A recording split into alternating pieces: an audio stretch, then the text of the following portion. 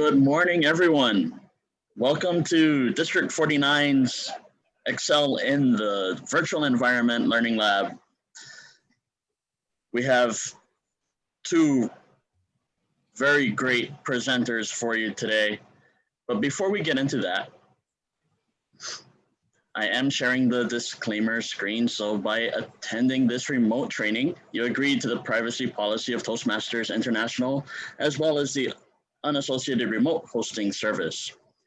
Some of your personal information, such as name, image, and any shared messages may be shared with other meeting participants and may be recorded by District 49 and the recording used in the future.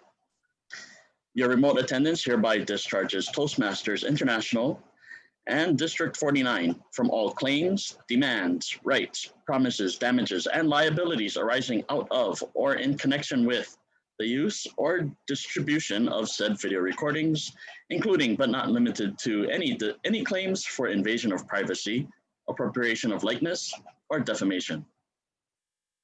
Now that I've gotten that out of the way,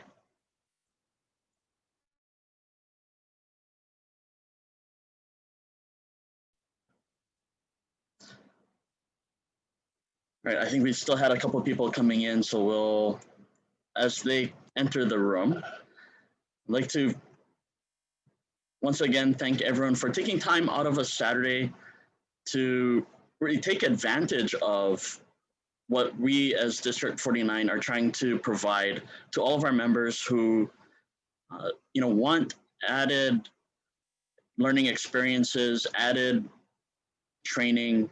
So as we move forward through the year, we want to hear your feedback and what we can do better, what you want as far as training. So at the end of today's training, do take time to fill out the evaluation forms that we'll post in the chat at the end. If you have anything that you want further training on, or you feel that the clubs could benefit from training on, please do include that in the evaluations when you turn those in. Today's presentation is something that we've all struggled with at some time in the past, especially maybe 3 or 4 months ago, especially as we transition to online meetings and working in a virtual environment, especially at work.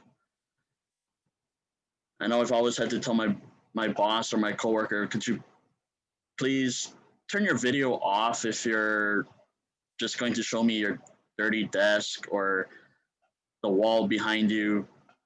All I really need to do is hear your voice for this. But again, for Toastmasters, we do like to see each other's faces. We'd like to hear each other's voices as well. So our two presenters today are going to be giving us some tips and best practices for all of that. I'll introduce both of our presenters in the order that they'll be presenting. And our first presenter, although she has grown up with a stutter and a paralyzing fear of public speaking, she has actually become an international keynote speaker and public speaking coach. If you've been around District 49 speech contests in the last year, you already know her. She's taken top honors at our local Toastmasters speech contest events, as well as storytelling competitions in New York. She helps businesses and companies grow through use of effective public speaking and storytelling. And of course, you can see from her background that she is in a very lush tropical environment up in Waimea on the Big Island. Our first presenter this morning is going to be Reid.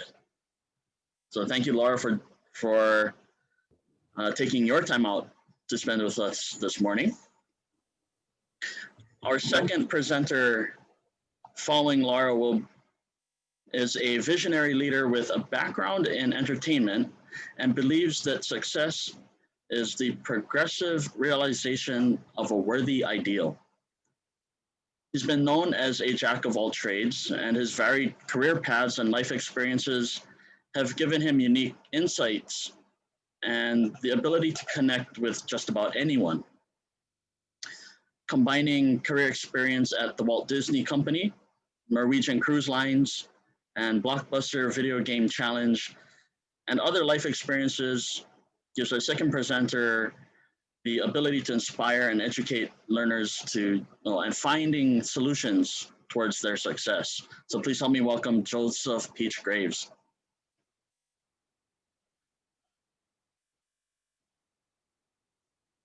With that, since both of our presenters are introduced, please help me thank these individuals who are going to be keeping us in line for this morning. Our Zoom monitor, Zoom master, Dr. Paulette Williams.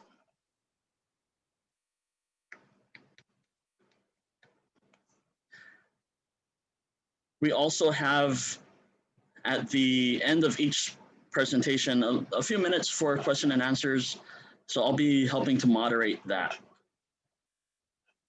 And without any further delay, please help me welcome our first presenter this morning, Laura Reid.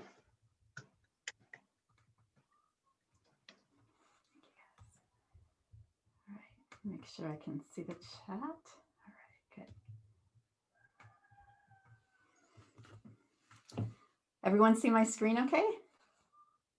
Yeah, okay,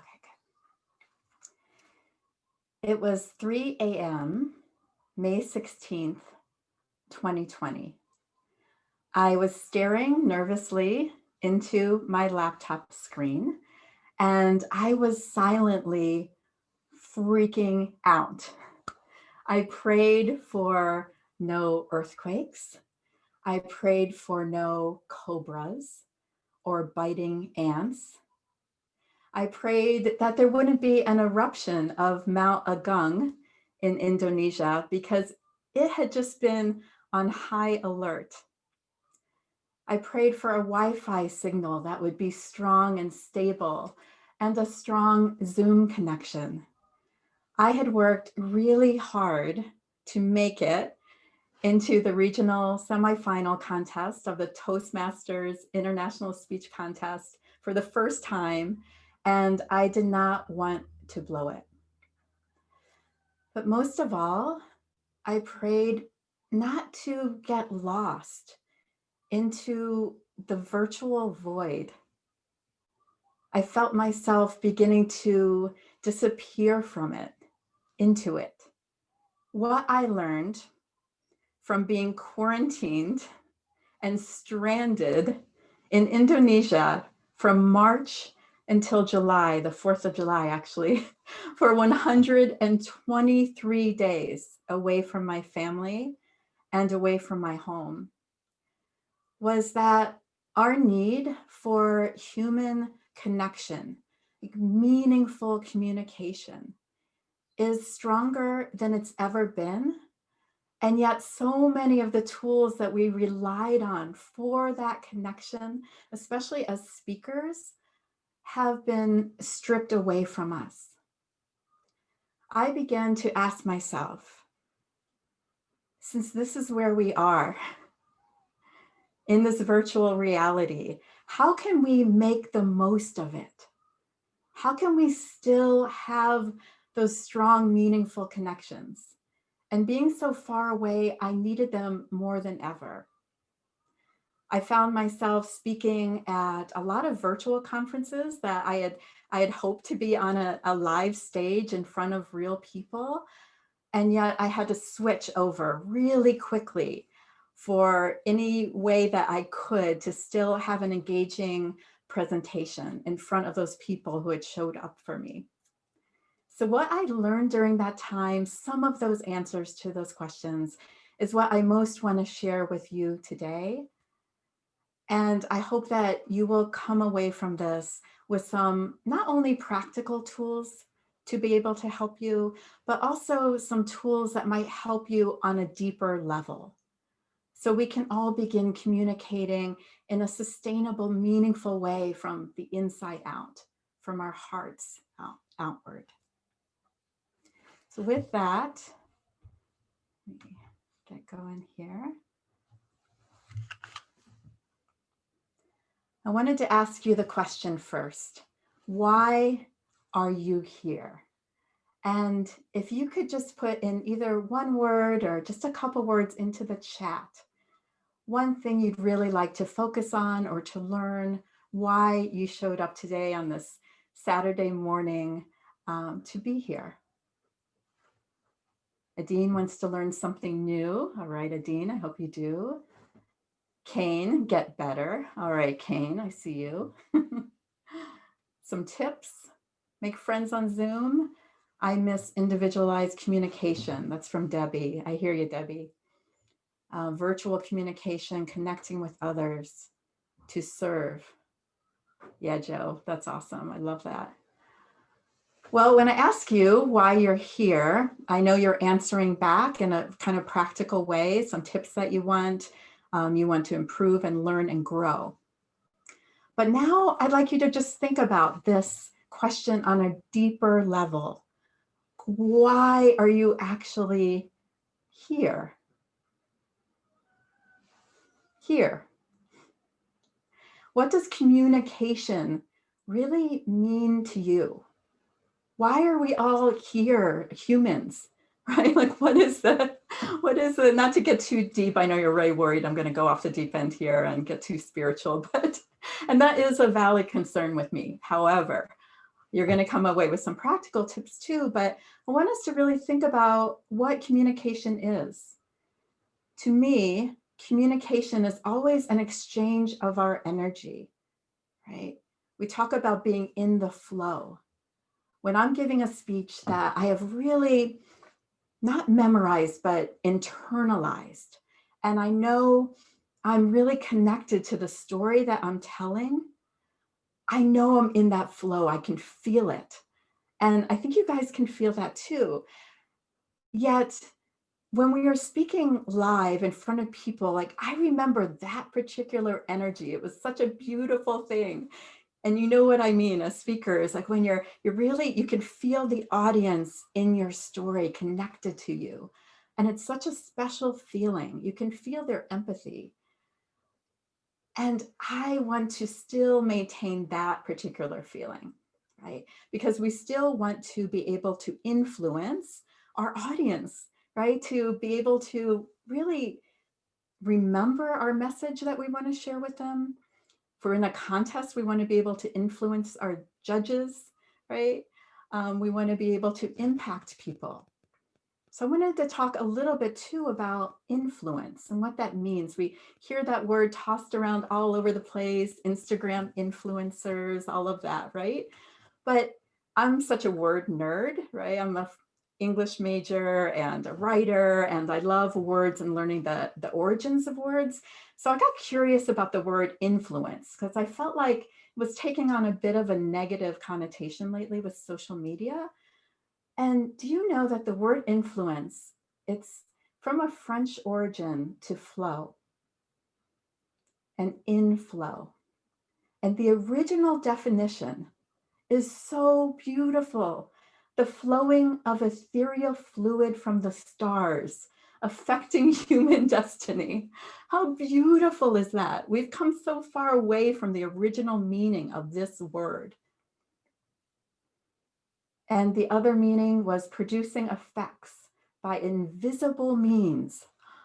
So when we're communicating, we're exchanging energies, I think what we really want to do is produce an effect, an invisible effect on the people we're speaking to, right? And we hear this in Toastmasters a lot. What do you want your audience to think, feel, or do, right? What do we want them to feel? How do we want to influence them? So what I want to share with you today, I'm hoping you'll not only get some really good practical tips, but you'll also remember this definition, because I want you to produce those invisible effects and to think about that ethereal fluid from the stars, people. That's why we're here.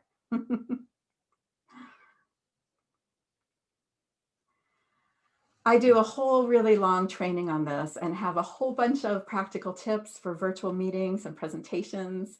Um, I've boiled them down for today's purposes, so I make sure my new buddy Joe has plenty of time to speak as well, into what I consider the 3 most essential practical tips.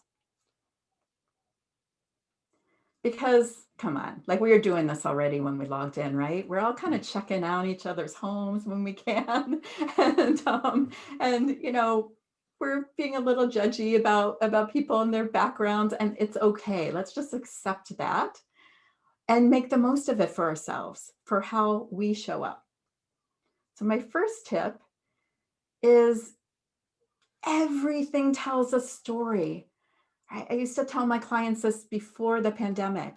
Your business card tells a story, right? Every photograph of you is telling a story. How you show up tells a story, right? So you have to really set your stage. And we were talking about this a little earlier. Joe shared with us his lighting and his green screen, which is so cool. So think about this. Lighting really is everything, right? There's a reason. There's lights, camera, action, right? Before people start filming. So for me, you can see I was sharing a little bit of this before, but my house is kind of a disaster because it's under construction and I live in this little shack in the jungle in Waimea, way up high. And this is like my one kind of pretty background of the banana trees, but it's backlit. And anytime you have lighting coming in from behind you, it's going to really darken you and your face. And if you want to make eye contact with people virtually, you need to have people see your face. So I purchased a light on Amazon. It's a ring light. It was under $50. And here's what an impact that has. It was like the best thing I ever got. This is without the light. All right. And yeah, the farther back I go, that's not going to tell a good story for me. And this is with the light. So you can find these all over. And I would highly recommend, even for Zoom meetings, right? A professional meeting, you're going to tell a little bit of a better story. Not only lighting, but sound. Sound is very important. And it doesn't take much, a big investment. You can spend hundreds of dollars on a microphone if you want. I spent about 40 on mine. It's called a Blue Snowball. It got really high reviews and I love it because all you have to do is kind of plug it in. It's really, really simple, easy plug into the laptop. And I didn't think it would make too big of a difference, but I was recording some trainings and I just wanted to go ahead and try it out because what I had read is that people will put up with a bad kind of visual effect. You're coming in maybe a little bit blurry or distorted, but sound, if your sound is bad, people are going to tune out. So the sound is very important. And I noticed an incredible difference with the microphone. So these are all really basics. Your body language, you're telling a story too with how you show up in your appearance. And I think it was Rose that helped me with this before the International Speech Contest. Of course, that's when I was stuck in Indonesia, so I only had so much to work with. But she really helped as a consulting on how to look, your appearance. And there were some things, honestly, I hadn't thought about. But if you show up with a like stripes or like a pattern for what you're wearing, it ends up having a really dizzying effect. And I had no idea. Also, if you show up with something plain, right? And like if I was standing behind a beige wall or in front of a beige wall right now and wearing all beige, that's also going to look a little strange because I'm going to be kind of a floating head. Like Joe was saying with his green screen, if he wears green, that's not a good effect either. So these aren't the most important things in the world. And yet everything put together ends up being part of that story, right? I also advise if you're going to give a speech or presentation and it's 5 minutes or longer, like I know we've all gotten super lazy right now in our comfort zones and everything. Like my bed is literally like right there, but stand up.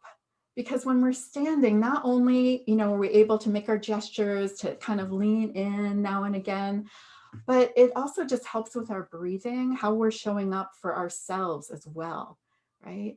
And I think standing is, it's going to help you remind you that you can still use your hands, or we can still have those hand gestures that are really important. Just keep in mind that our hand gestures, they can go over a little bit differently in this virtual environment. For example, if you're moving your hands too quickly for the gesture, they can be a bit blurred and distracting. So I like to say, pretend you're like underwater, and all your movements, even your facial expressions, everything's very kind of slowed down, right? And you're in that flow.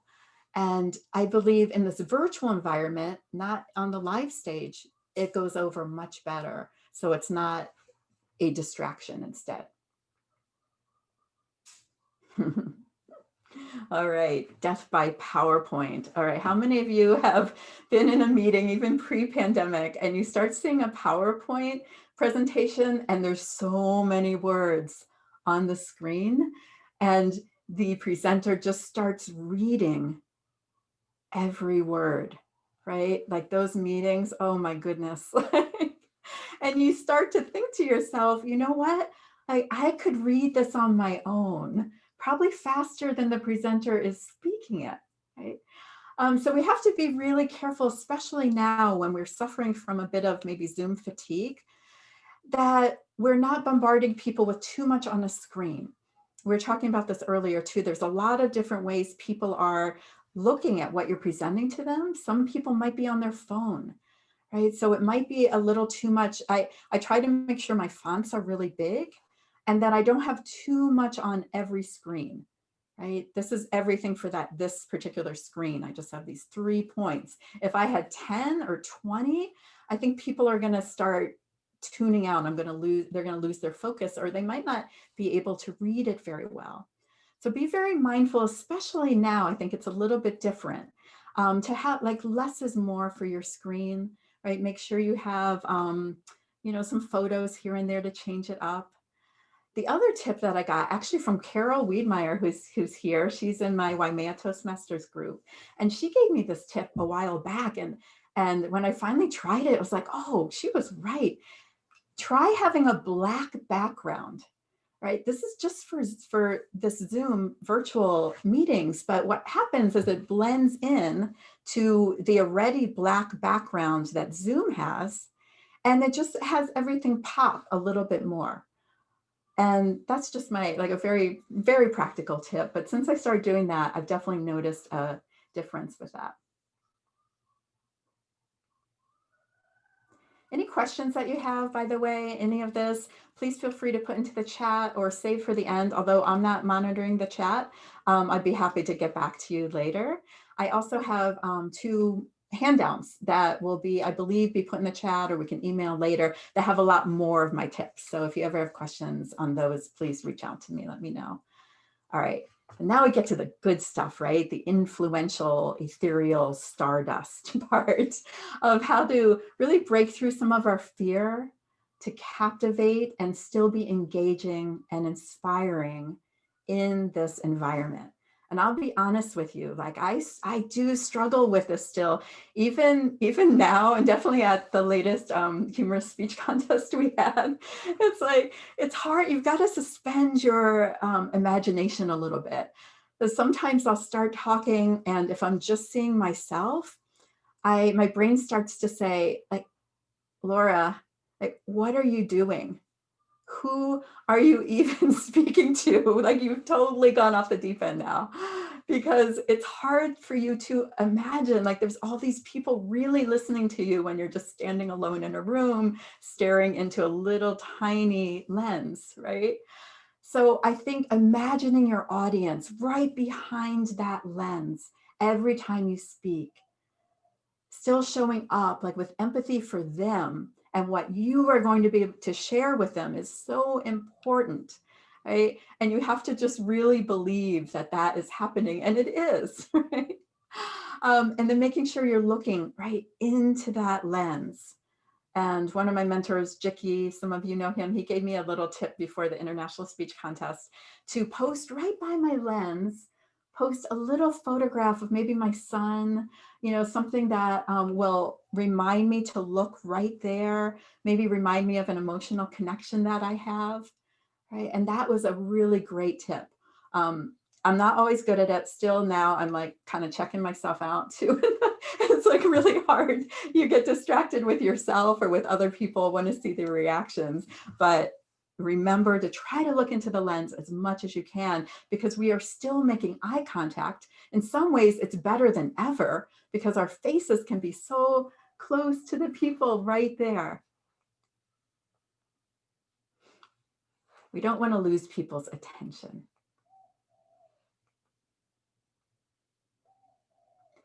Breaking through fear. This is my number one tip. And I do a whole hour training on this, but I'm going to break it down into 3 minutes tops here.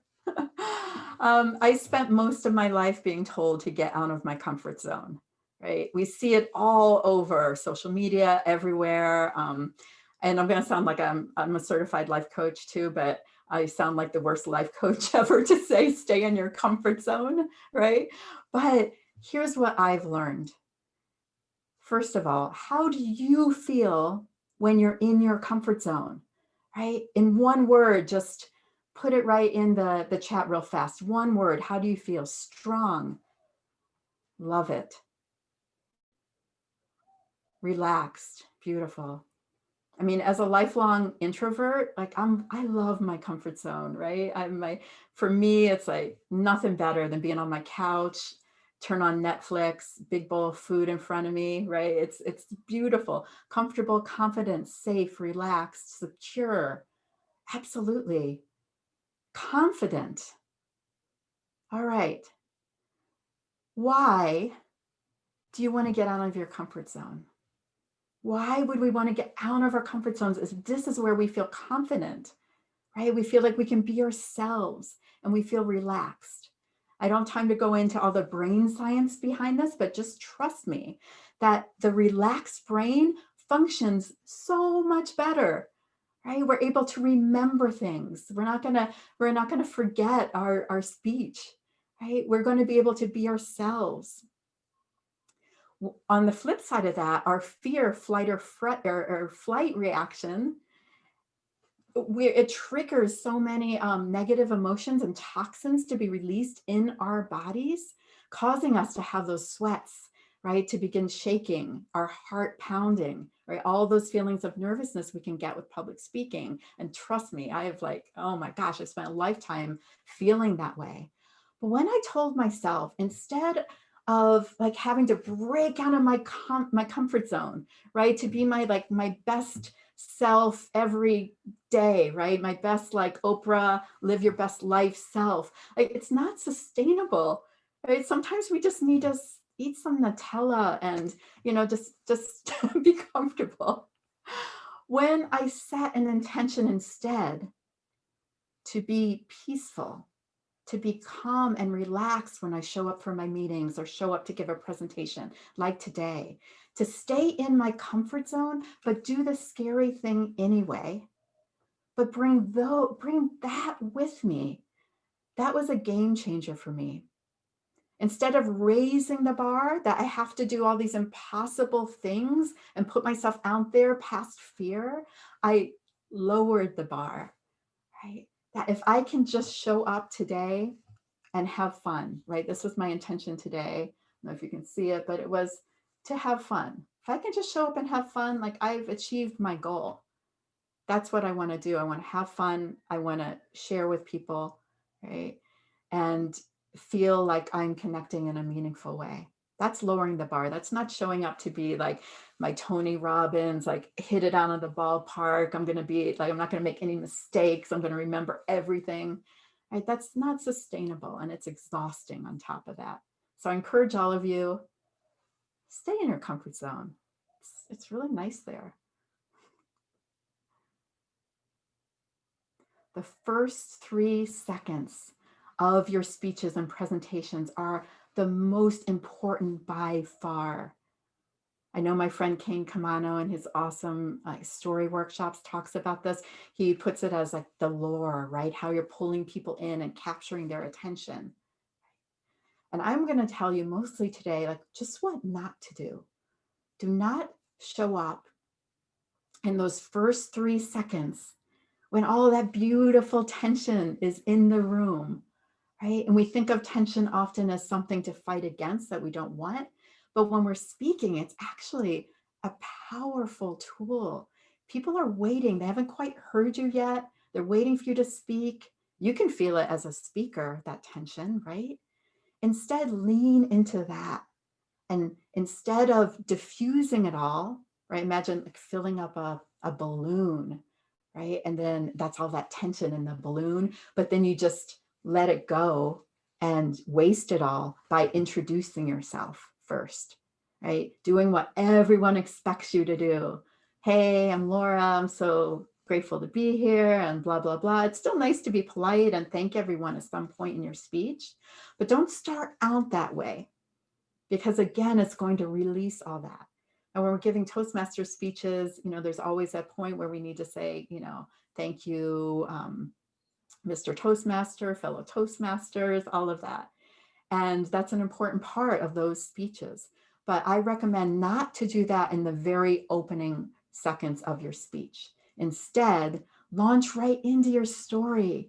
Share a beautiful, powerful quote or a statistic or an important mantra that is going to be planted throughout your speech. That way you really hook everyone. You haven't lost their attention. You've captivated them right away, and you can still be polite later in your speech. Storytelling drugs. All right, I'm not trying to encourage everyone to take drugs, but what I wanted to talk about was how storytelling affects our brains, why it's so important on this chemical level. I could talk for hours. I'm not going to do that because I'm going to be out of my time soon, but I could talk forever about storytelling, the power of storytelling to inspire, right? Share with you how to write some good content for your stories. But a lot of people resist it, honestly, because they don't define themselves as being creative or being writers. And they might think it's just too hard to tell stories. Instead, I'm going to share these facts and this data. I'm going to stick to this, more professional speech, right? They even think of storytelling sometimes as not being professional enough. But what I want you to take away today is that storytelling is very scientific. It's amazingly scientific. And there are templates that we can follow. There are certain elements of a story and a hero's journey that if you just add those in, you're going to have this strong connection with people. Here's an example. Look at some of these neurochemicals that are released into our brains. I'm going to move the chat out of my way here. While we're telling stories. Empathy, memory, increased connection, attention. Aren't those like what we're going for when we're giving a presentation virtually or a speech? Don't we want our audience to feel empathy?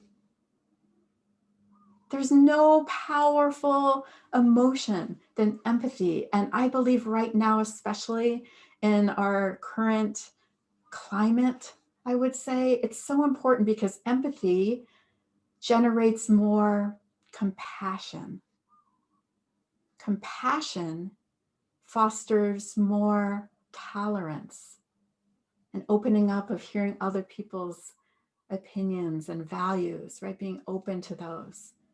So people might disagree with what your speech is about. They might not have experienced the same thing that you're sharing. But if we create empathy, it's so powerful. Maya Angelou said that people will forget what you said. They will forget what you did, but they will never forget how you made them feel. Memory. Don't we all want to be remembered? Kane shared this tip with me recently that really impacted me, and it was pretend that the speech you're about to give, presentation you're about to give, what if it was the last time you ever had the opportunity to give that speech or share that message? Would you want to just phone it in? Or would you want to tell a powerful story, right? Have that connection, be remembered for it. And the increased connection, that's what we are all craving right now. Some of you put, in why you're here, like you want that connection. You want to make friends here. You want to meet new people, expand your world, right? And your world, I believe, does begin to expand the more that you step into it. Right? I can still be in my comfort zone, but I can expand my world in a way that feels authentic to me. And as I shared, as an introvert growing up with a stutter, social anxiety, I spent a lot of my life hiding from people, not sharing my story, being way too scared, and comparing myself so much to other people and thinking, well, I can never be them, so why bother? Right. And when I started just sharing my story, not because it was for me, but because I knew that it would impact other people and they would be inspired to tell their story, that was a real game changer in my life. My favorite Joseph Campbell quote is, "The cave you fear to enter holds the treasure that you seek." I entered that cave. It was really scary in there, but I found my treasure, which was my story and my voice. But that wasn't the real gift. The real gift was when I finally realized it wasn't for me to keep. I needed to give it away.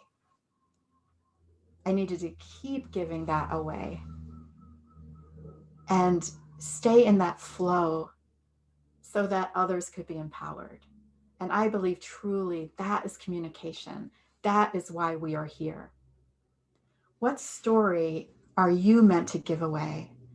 What treasure is waiting for you in that cave? I encourage you all to go out there and begin influencing, not in the way that most people mean, but in the way to affect your human destiny through the stars. Thank you. Open up to questions.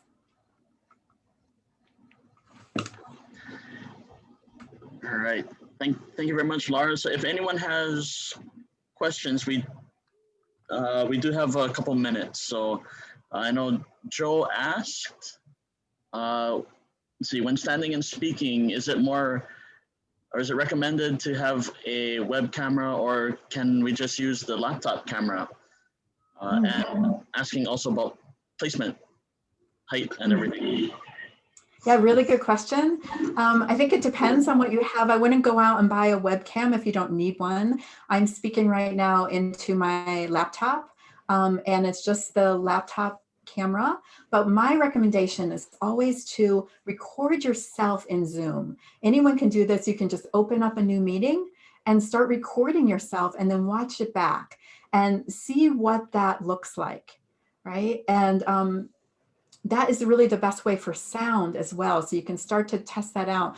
As far as the quality of the microphone and placement, that also depends a bit on what kind of microphone you have. I'm pretty amazed with what I have. It's actually, I was telling people earlier, yesterday we had an earthquake right here in Waimea. And it was strong. It rumbled through my whole little jungle shack, right? It was like just really shaking. I was like, oh, I'm so glad that oh gosh, I shouldn't even say this now, knock on wood, that wasn't happening right now today, right? But I have got my laptop balanced on top of a stool that's balanced on top of a little bookcase stand thing and then it's all balanced on top of this precarious laptop stand.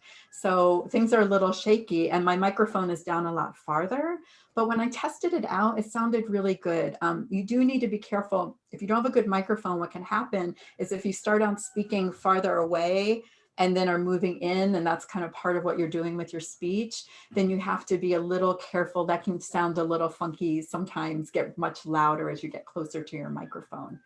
So those are all good things to just test out and see what works for you. All right, thanks, Laura. It sounds like a lot of experimentation and testing, on your own time. Yes. Yeah, always worth it. Try it out. And follow-up question, for this whole presentation, were you standing? I am standing, yes. No one can see how short I am. It's great, right? It's like, but I am standing, yeah.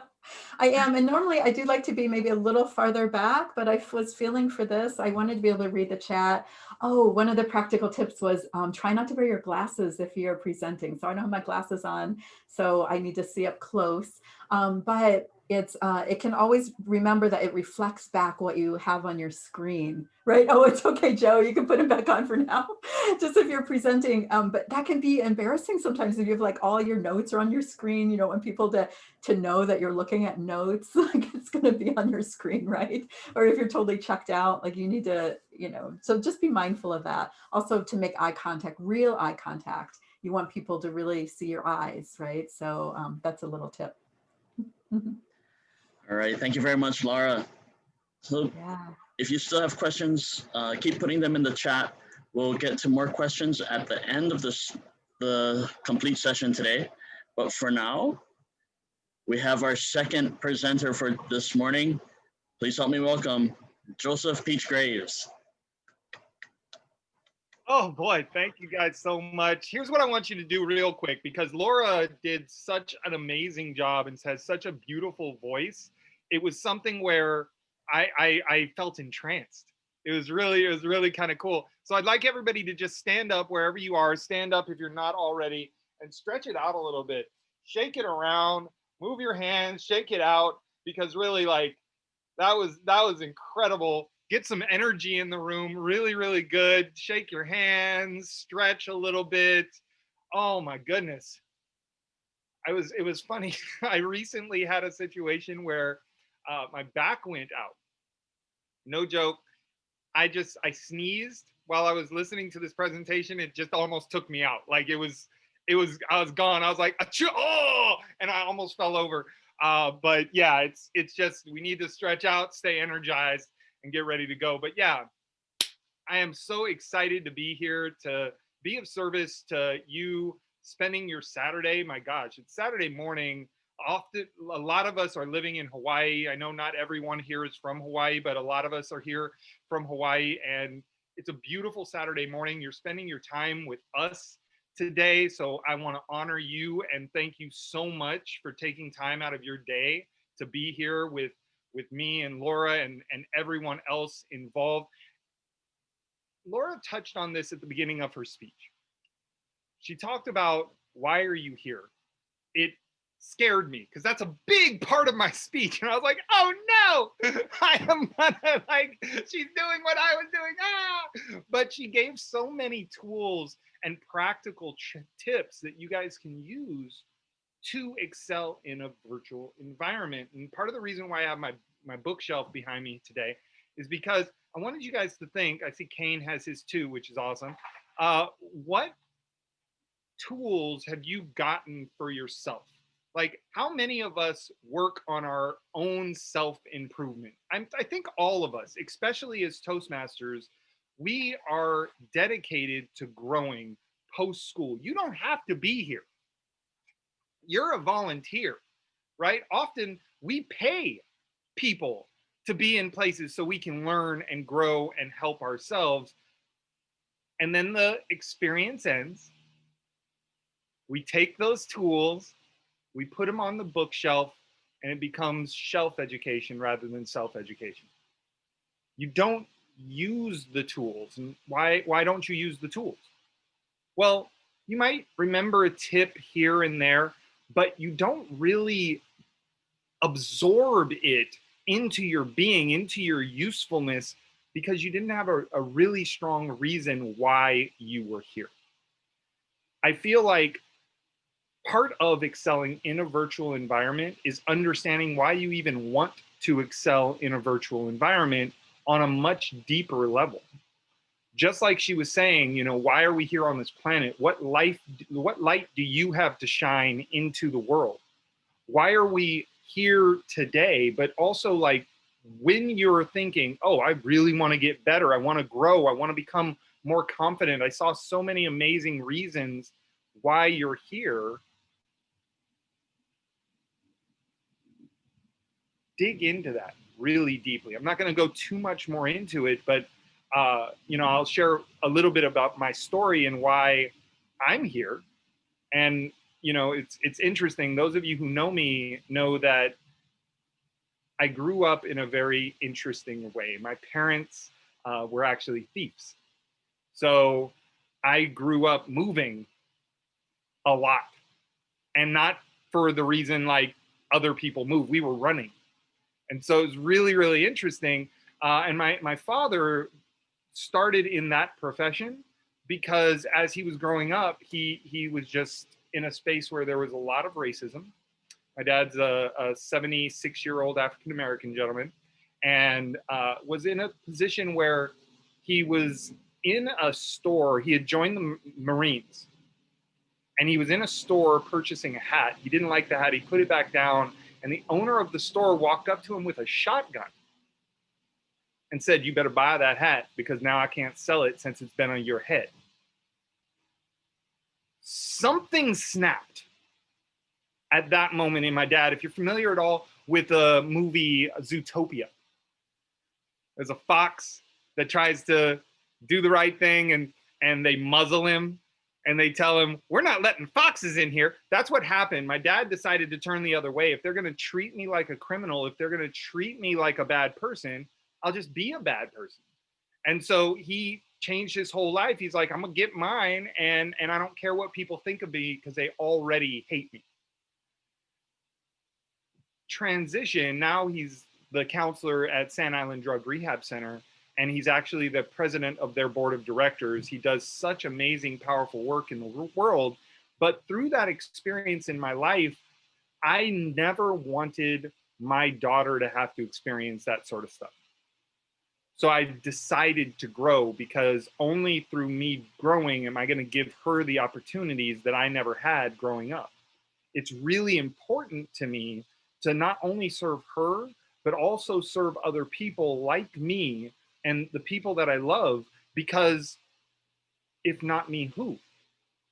So that's why I come to these things. That's why I'm in Toastmasters. That's why I'm here with you today. And so whatever it is that is your reason, really dig into it. One of my mentors says your why should make you cry. If your why doesn't make you cry, it's not strong enough.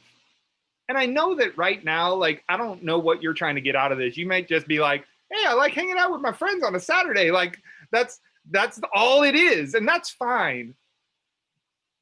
But you can grow, you can give, you can support people. You know, Tony Robbins talks about the 6 human needs, right? Being stability, variety, significance, love, contribution, and growth. And digging into the contribution and growth piece takes a serious awareness of self, right? The other things, they're just needs. Like, you won't be okay if you don't satisfy those needs to a certain point. But growth and contribution, you've got to really dig into that. So I think I beat that drum enough, honestly. To get to what I was going to say with regards to, you know, once you've identified why you want to excel in the virtual environment, it's time to set some goals. I mean, right now, we have so many opportunities in the world. And if you're setting your goals in the new normal, you have to have an appropriate mindset around what the new normal looks like, right? The world has become more virtual. And as such, your goal setting can be different. You know, it's kind of like, I've been learning a lot about investing. And one of the tenets of investing is learning how to live with what you have so that when you have more, you can add to your wealth. Well, now we've all been given more time. How many of you used to wake up for work an hour before work to get ready, drive there, and get to work? But now you're waking up 5 minutes before you have to be at the meeting.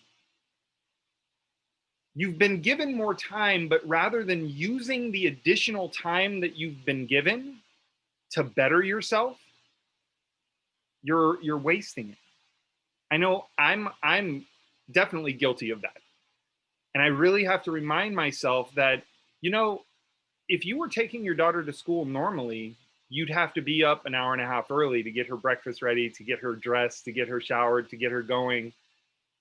And that's time that now you have available to use to grow, to read, to focus on your business, to focus on helping people. So part of being in this virtual environment is, as you set your goals, recognize the additional resources that you have. Look at what is a good thing about being in this virtual space. You know, I was talking to some people about this the other day, that right now, people that did not have awareness of virtual dynamics, of digital environments, now do. So your grandmother, you can Zoom with your grandmother now because she's had to.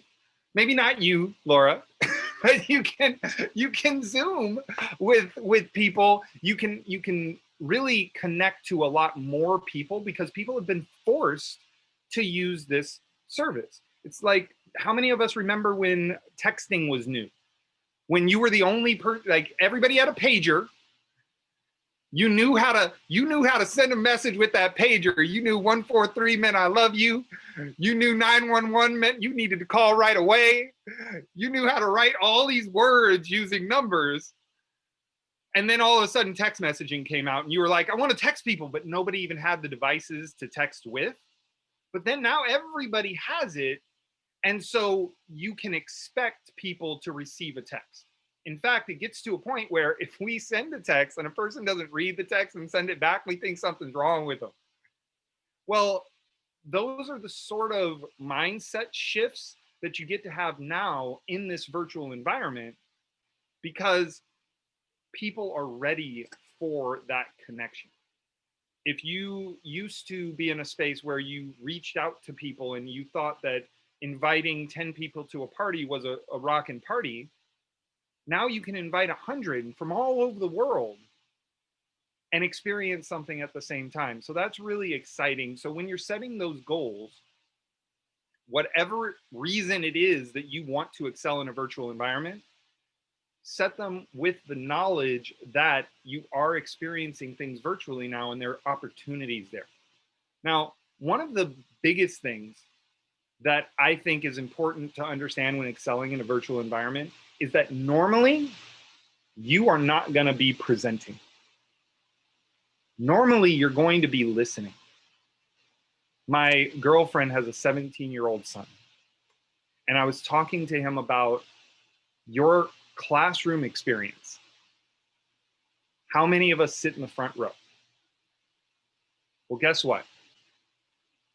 If you don't sit in the front row and you're sitting in the back row, that means something to your educational experience. Well, now the great news is all the front rows are free. You can be in the front row and everybody else can be in the front row. How do you be in the front row in your learning experience? Well, one of the biggest ways to be in the front row, turn your camera on. You know, we were hearing him say, I don't want you to turn your camera on if you're going to be messy or if you're going to be doing other things, for sure. So don't do that. Be present, be aware, turn your camera on and be in a space where you, and I love it, other people are turning their camera on, that's awesome. But be in a space where it's clear you have to pay attention. Hold yourself accountable to paying attention in the environment that you're in. And there's a lot of reasons for that. Not only are you going to get more out of the experience when you're paying attention, but you're also going to have a space where the speaker is going to be able to judge what they're saying. Like, I see the nods right now. So I see that I'm on to something. Maybe I had lost you before, but I had no idea because you're not there. Asking for comments. I love what Laura did with regards to the chat. And I think that's so important, is asking people for connection in the chat. That's one of the most amazing things about the virtual environment, is you can ask questions and have people answer. One of the things that we do in my company is we tell people, when you want to clap, type in 5s and 7s. And what'll happen is they'll fill the chat with 5s and 7s, and it gets super exciting. So let's try that right now. Type in 5s and 7s if you're appreciating what you're hearing right now. Type in 5s and 7s. Let me see those. That's beautiful. We've got, oh, see, all the action. Look at that. And it just goes. And now it's exciting. And it's almost like applause in a space where you get people connected and engaging just by doing something. And it can be anything. You can tell them to do anything, or you can also participate in any way so that you bring people into your experience, right? Because just like Laura was talking about, this is about connection. This is about connection. Really excelling in a virtual environment is about remaining connected to people and doing those few additional things to let people know that you're there. I'm here with you. She talked about speaking into the camera.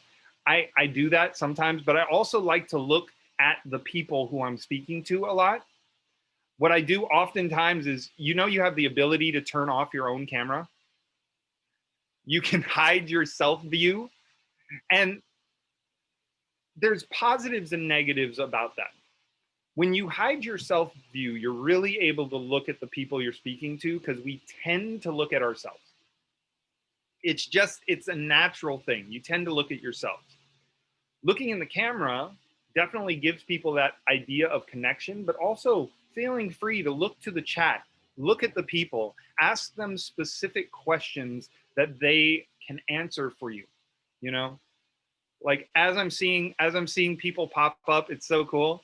I see some people have virtual environments. Some people have that one clean corner in their house. Like that's one of the funniest things about this, is like we all have that one clean corner now, so that we can make sure that if people see the good stuff, because just like she had mentioned, people they get noisy. They look around, they want to see, oh, let's see, look at those trophies behind, like what's going on here. It's good stuff. Another big piece of your ability to excel in this environment, is keeping your mental strong, staying present and aware, because there's a lot of distraction. We're getting text messages, we have shows on, we have music in the background, our mic is muted, so somebody's coming over and talking to us on the other side. But being present has a lot to do with keeping your mental strong, and that is one of the most important things to me, is giving people ways to stay strong in their mental space so that they can be present and be connected. I'm looking at the chat and asking for more tips. And so one of the tips that I would say specifically with your virtual space is, oh wait, you got somebody joining, cool. Sitting and standing, obviously you get more energy when you're actually standing up, and that is wonderful. But understand that your house has to be set up that way. Do you have the room in your house to stand up? And what I see oftentimes people doing is they'll stand up, but then still be limited or still be out of the frame, and just so that they can stand up. Don't just do things because it was something to do. Do things because it makes sense for your setup and your specific environment. As far as as far as how to present specifically, because you will be, right? We're all Toastmasters here. We all want to learn how to present and speak. If you are going to be using any sort of slideshow or whatever like that, just make it make sense for what you're doing and understand you don't always have to do it. One of the things that I like to do, because I don't like the whole screen changing and people, is I like to have things set up in my background. So if you have a virtual background, it is really nice because you can use anything. Like I have so many photos that I can use in my virtual background. And they do all the things. I have things for work. I was doing a Black Panther event the other day, so I had this up.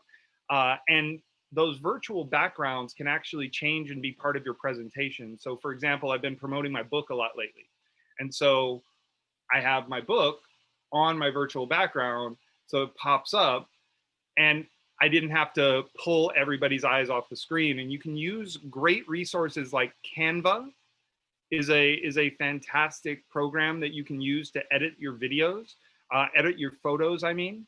And you can use those edited photos in such a way that can actually give you the ability to present information and visuals without sharing screen. Because oftentimes you'll be in a space where you'll be in a meeting that you won't have access to screen share. The host didn't allow you access, or you want to share something, but you've got to go through all of these hassles. The virtual background availability, they can't shut that down. You can make your virtual background whatever you want it to be. And so you can always share visual information using your virtual background that you couldn't share if you couldn't share screen or couldn't share video or anything like that. As far as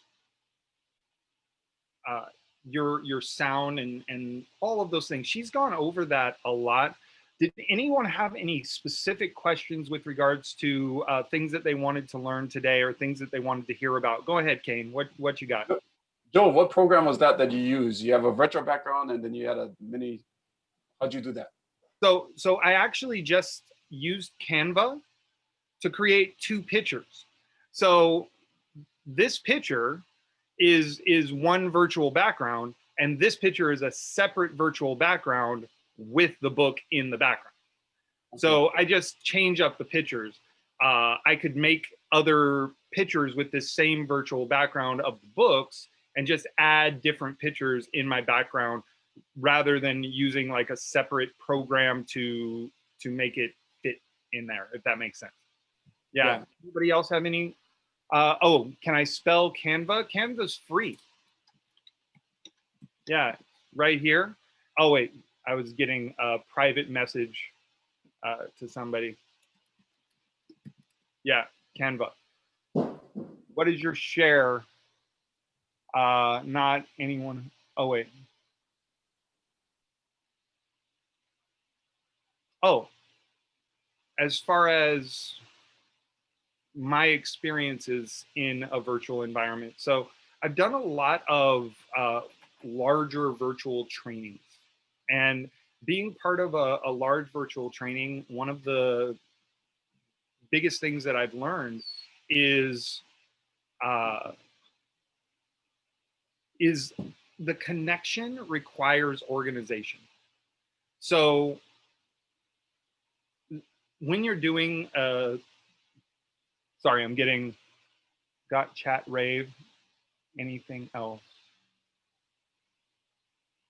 I'm sorry, I don't understand that question.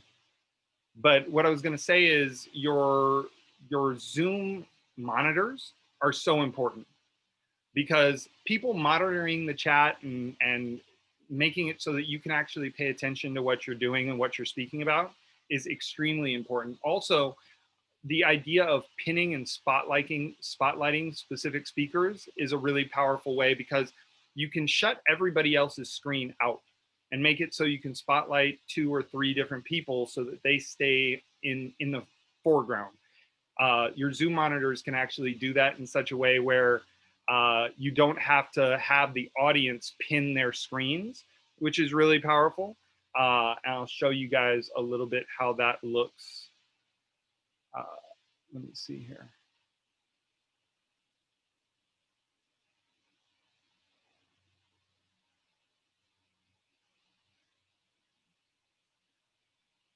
Wait a minute. Sorry, I got confused there a second. All right, I'm gonna skip that part because I am forgetting how to do it. But I'm reading a message. Rose, would you share to me what you mean with regards to Got Chat Rave? Ah, not co-host. Got it. That makes sense. Hey, Joseph. I like your chat rave, and I was wondering if you have any other tips from you. I know we don't need a repeat of someone before you, but we like to hear what makes you shine in your virtual reality, your virtual world. You must have something. And Maureen Gary also asked about how you handle your lighting so well. So Yeah. so if you could share with us your tips in addition to your chat rave, where you encourage people to chat 5 instead of ones, that's great. That's great. That's really good audience involvement. But your chat rave, your lighting is really good. Your background, you shared with using another virtual background such as Canva. And Canva, if you can just explain that it's just really a bunch of pictures that maybe you can get better ones from. And then also your lighting and, just something that's unique to you, Joseph, that makes your virtual environment so comfortable for you. If you could share that, your tips, your personal tips. Absolutely, absolutely. So I'll answer the question about lighting. For me, my lighting is very specific to my room. So I'm front lighted on purpose. I can show you guys kind of how my room is set up. So I have my windows on that side, and I specifically use this wall for that reason. And I also use a green screen. So I was pointing out a little bit before we came on, and I'll show you what that looks like. Green screens are extraordinarily helpful with regards to making your lighting look better.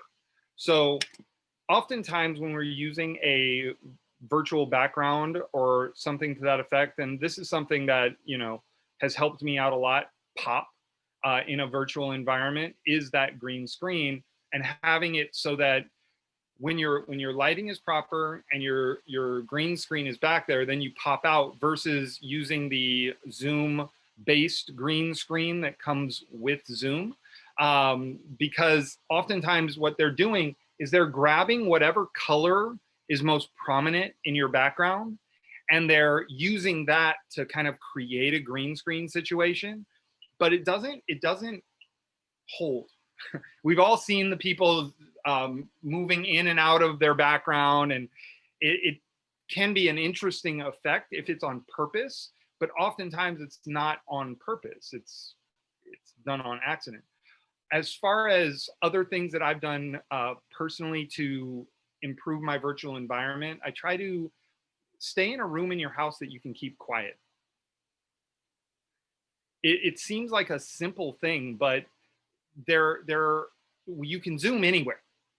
But when you're especially when you're going to present, having a specific space that you can present with, where you're comfortable, where everything matches, is really, really important.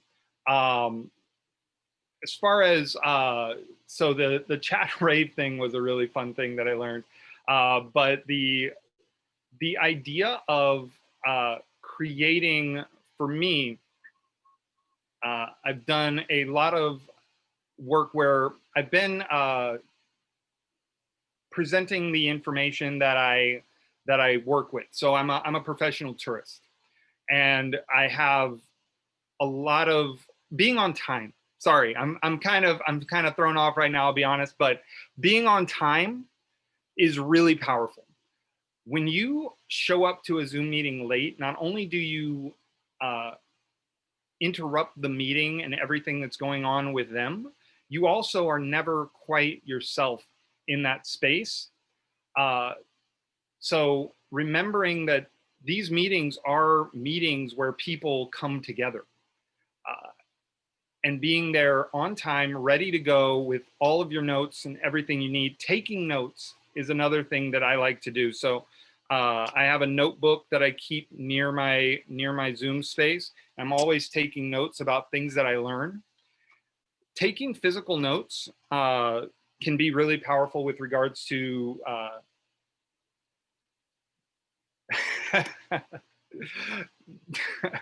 can yeah, really help with that. And then Canva, she had asked me to get into Canva a little bit more specifically. So Canva is just an app, and it's an app that you can download on your phone, and it's a picture editing app. And so since you can make a virtual background anything, you can go on ahead and actually create pictures that either create specific environments that you want to be in, or you can put yourself with people. You can put yourself, what's that? Yeah, exactly. So your virtual backgrounds should also recognize color. So some of the virtual backgrounds that I have in my arsenal are actually created by my company. And so I look at their colors and how they blend with me and my skin tone. So when you're doing things in your virtual background, you want to really play around with them a lot and make sure that they make sense for you. Like I was doing a Halloween event where I was dressed up like a luchador. And so I got this virtual background so that I could be in the ring, and it adds to what you are doing. And so that can be really fun as far as your virtual environment as well. Let me see here.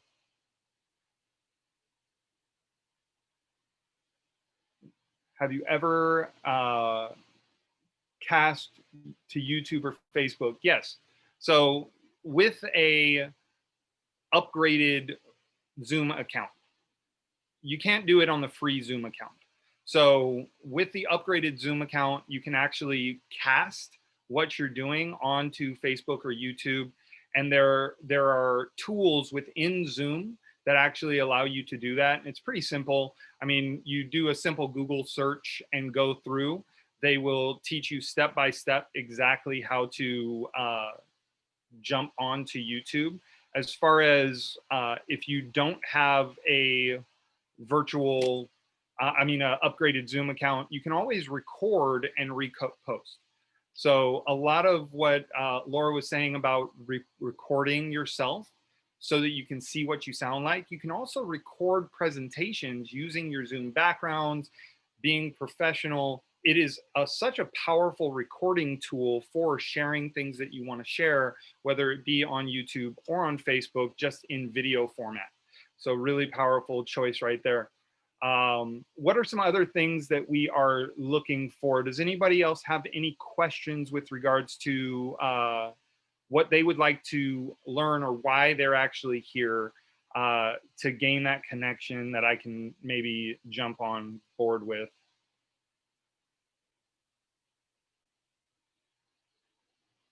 No questions. That is cool. All right. Yes. Joe, this is Corey. Corey, tell me. All right. We had a question earlier, and I'm going to pose this to you first, Joe, and then Laura can take a stab at it after. But there was a question from Debbie regarding the best way to find your own story. It's not really, related directly to the online virtual meeting topic, but we do see a lot of books behind you, and Laura, I know you have some great stories of your own. So Joe first. As far as best way to find your own stories.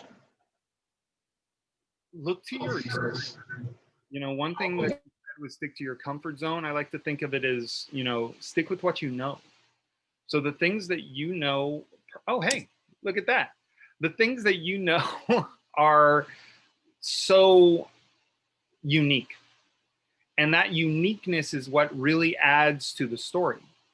And so when I am looking for things to speak about, I look for the things that I love. Like absolutely love video games, which is why I spoke about video games a little bit in my speech competition. But you also have to know your audience.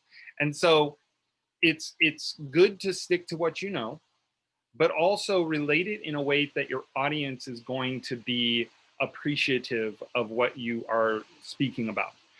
And also understand your purpose. So Willie Jones, who is a great mentor and one of the gentlemen who's in my Ala Moana Toastmasters, he speaks about anytime you are giving a speech, you are attempting to get something out of the audience. But the thing that you're trying to get out of the audience, maybe it's to help them become their best. Maybe it's to make a sale. Maybe it's to invoke laughter. Whatever it is you're attempting to get out of your audience, making sure that your story has a focus in that can really, really help with that. So that's some of the tips that I have. Laura, how about you?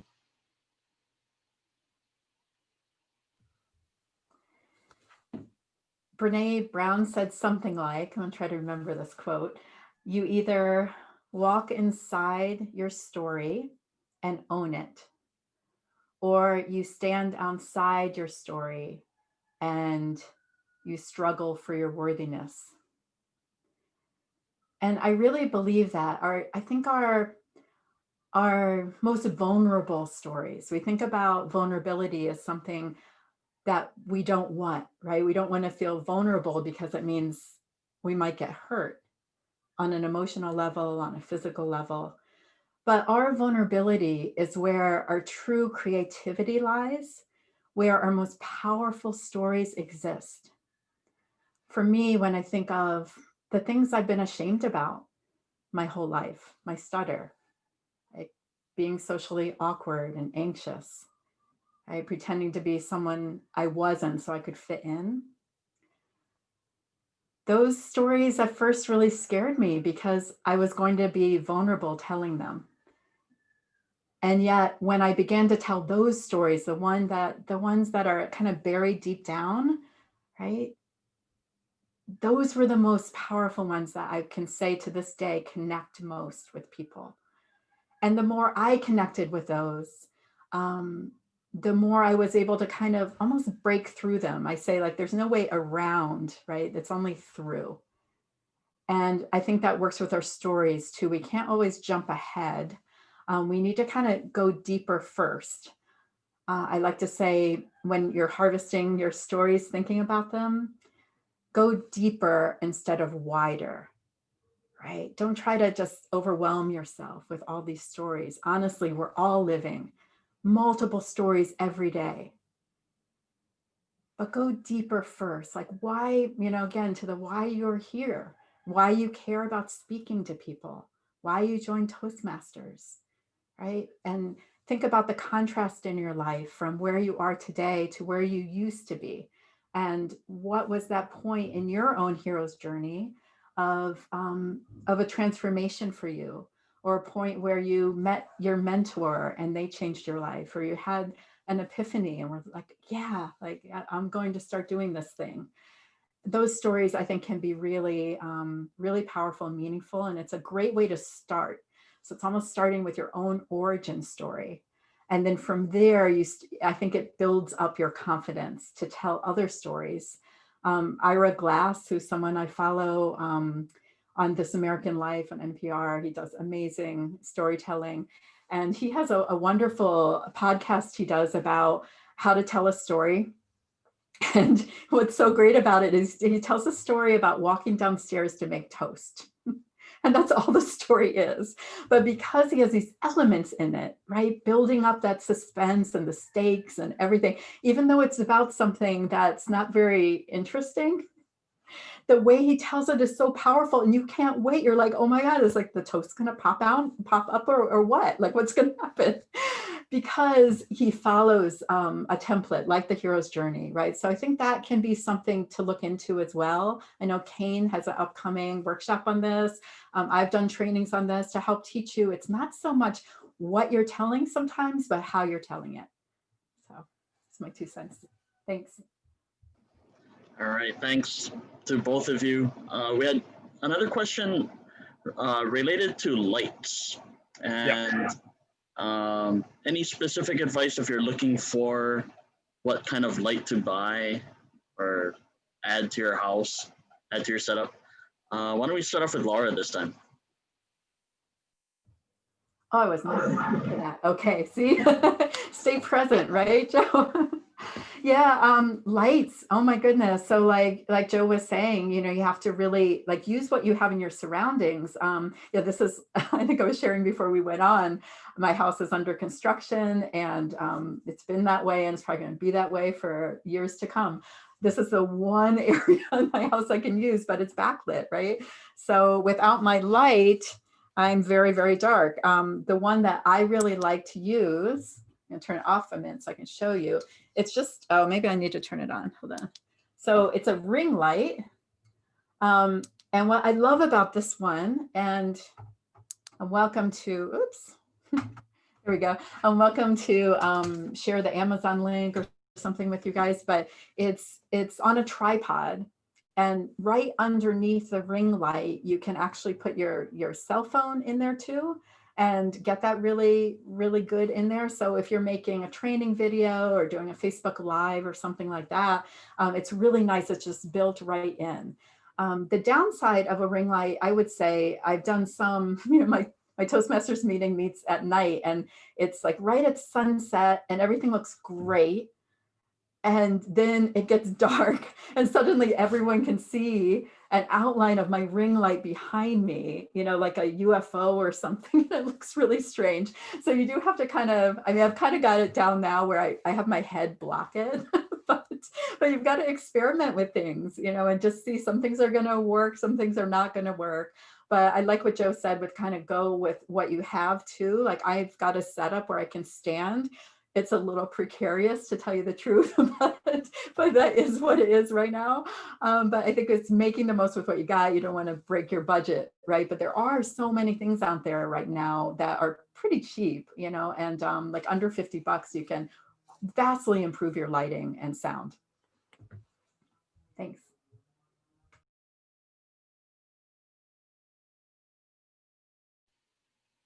I left to go and grab my light that I use in the dark. So same sort of thing.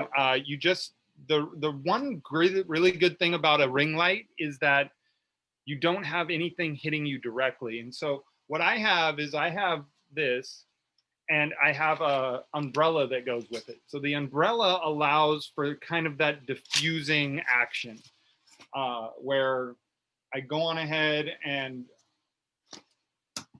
this actually came with my kit. So this is how my light looks behind my computer and it diffuses everything so I get a good consistent amount of light. And it actually came with two of them.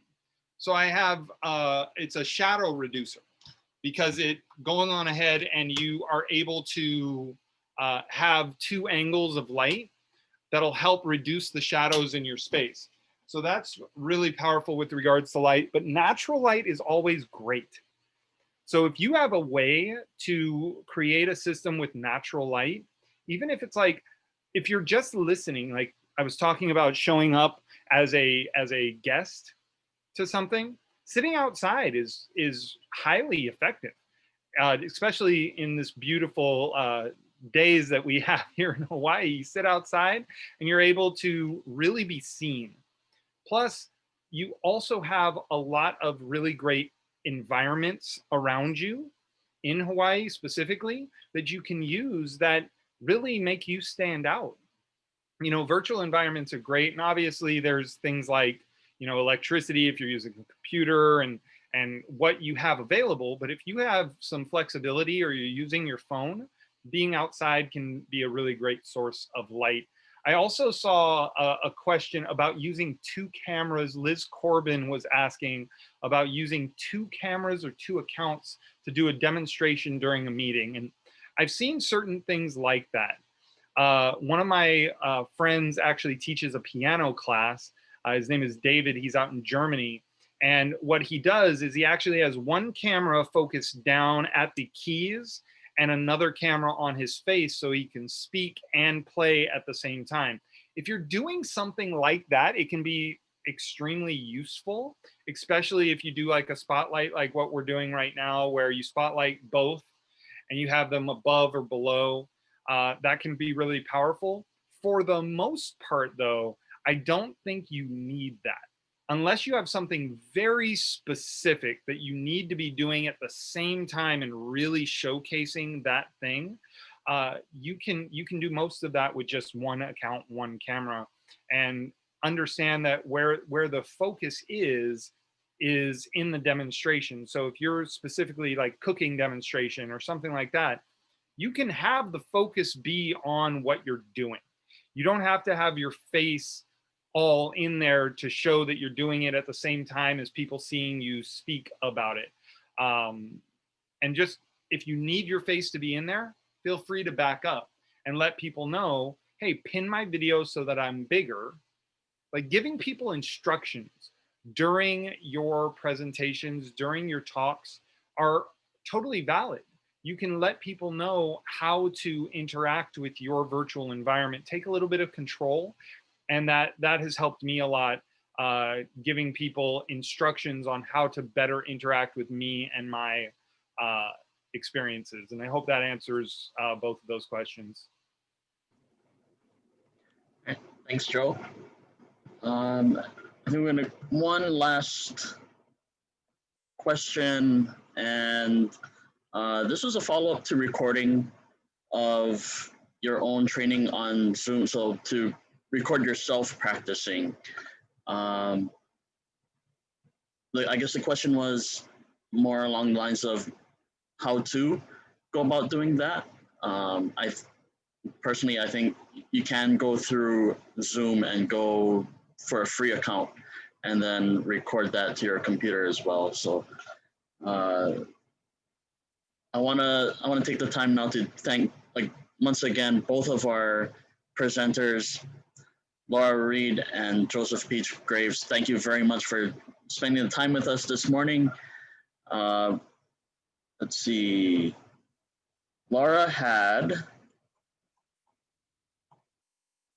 two things to share: the presentation skills tips.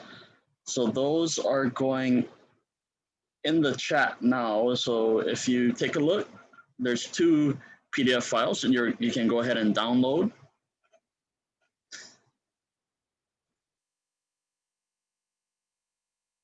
And while everyone is doing that, Can we do a photo of everybody too?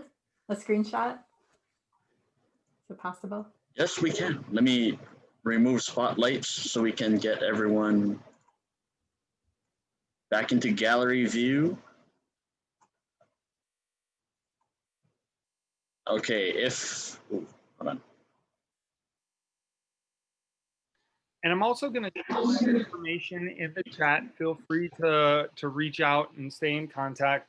And a little tip for sharing your information in chat: have it saved in a note somewhere in your phone or on your computer, so you can just copy and paste it.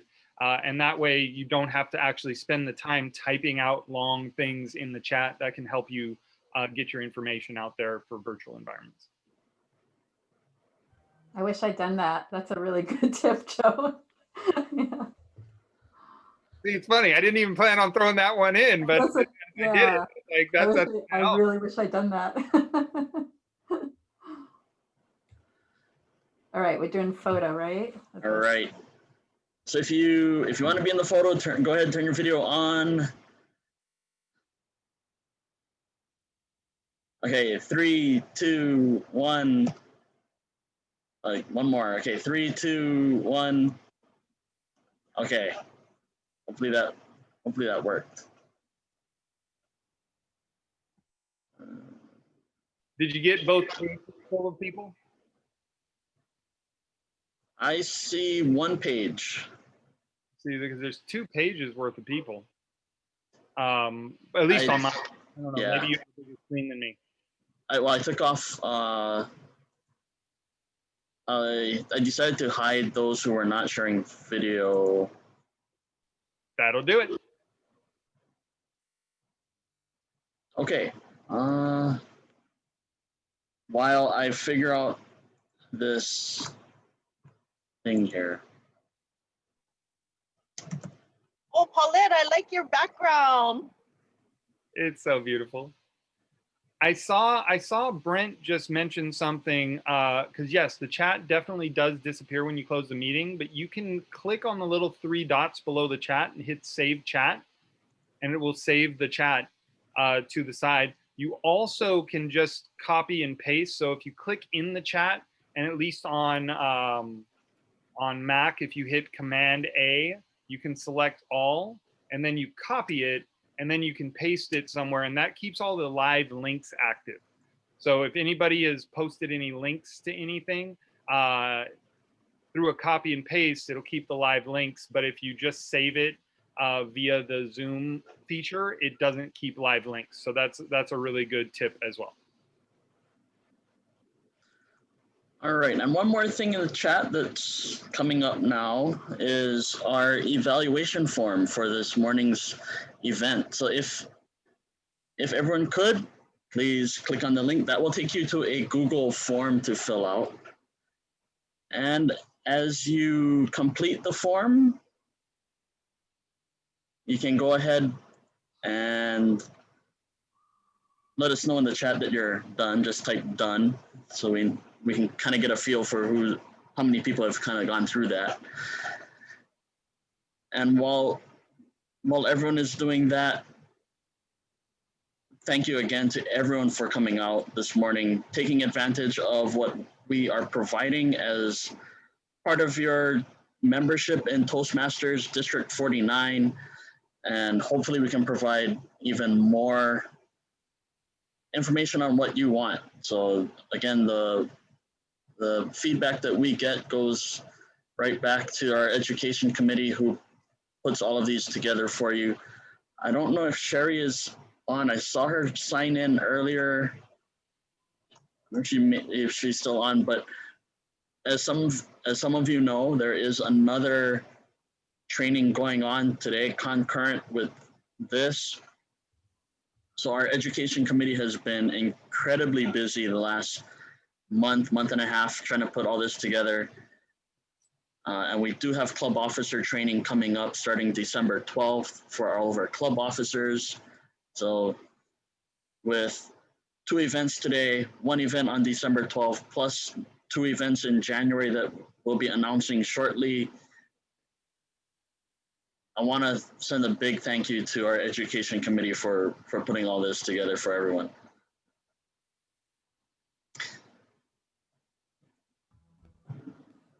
All right. I'd like to do a shout out. Thanks everybody for making this happen. And for everybody, the Zoom monitors and all the work that goes in behind the scenes to these things. It's so nice to show up and not have to worry about all that. We just got to show up and talk. That was awesome. I know, right? It's really awesome. Meet you virtually. Maybe one day we'll meet in person. Yeah, on a cruise line and Disney cruise or something. For sure. I will hook you up, young lady. That's what. I'm gonna remember. I'm gonna type that out right now and save it in the chat. Yeah. You guys can hold me to that. Anybody wants to go on a cruise, I'll give you guys all the hookups. Maybe not right now. Thanks everybody just showing up on a Saturday morning. This was so nice to see you guys. I'm honored to have the opportunity to share the stage with you, Laura, and I appreciate you all so much for sticking through it. I know I had some bumpy stuff going on there, but overall, I think it worked out. I think we had a good time, and I hope everybody learned a lot. Thank you.